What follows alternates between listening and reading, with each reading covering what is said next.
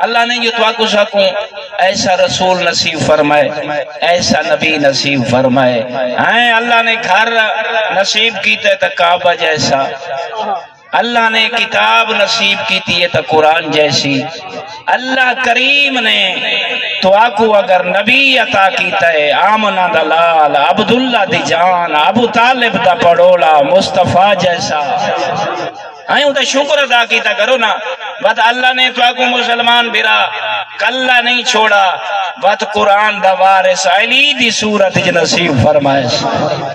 اللہ نے میں آدھر آنا ہر جگہ تے ملک صاحب کی بلا خوش نصیب ہو اے مسلمانہ دا مجمع، اچھی روایت قائم کیتی وے، دیکھو خوش نصیب ہو اللہ نے تو کو نبی دی دعا دا مستحق قرار دیتا ہے۔ اللہ شاہد ہے وقت بہنی ذیقت نزاکت علیہ اور تھوڑا ہے غور کرنا ہے تاکہ کوئی لطیف جملے جناب دے گوشے گزار کرنا۔ اللہ رب العزت نے اپنے نبی دے نور کو خلق فرمایا۔ اچھا کوئی بیان کرنا والا عام نہیں، حاجی صاحب خود رسول خدا ہے، کیڑا سونا منظر ہو سی جدہ دھرتی ہوئے مدینے دی مسجد ہوئے نبوی، ممبر تے بیٹھا ہوئے تیرا میرا مصطفیٰ مجمع ہوئے صحابہ دا، کیڑا لطف ہونا ہو سی بات خطہ او عام نہیں جنت دا ٹکڑا، جنت سینے تے اللہ نے قرآن جیسی کتاب کو نازل فرمایا۔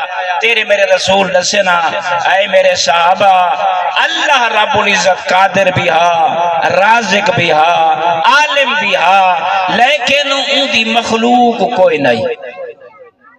رزق کئی کڑے وے ہا، کہیں دے بارے جانے ہا، بس سناٹا ہا، کلہ ہا، مگر ان دی مخلوق کوئی نہیں۔ رب کریم نے چپ دا خاموشی دا سناٹا توڑا، میں محمد کو خلق فرمایا۔ اپنے موجودی طرف میں محمد نور کو بہت ساری روایات اہل سنت کتب دی جو جناب دے سامنے گوشے گزار کر رہی ہیں۔ پیغمبر فرماوینا الاول ما خلق اللہ نوری، کہیں جگہ تے مل دے الاول ما خلق اللہ نور حبیب ہی محمد، فرماوے اللہ رب العزت نے میں محمد دے نور کو خلق فرمایا۔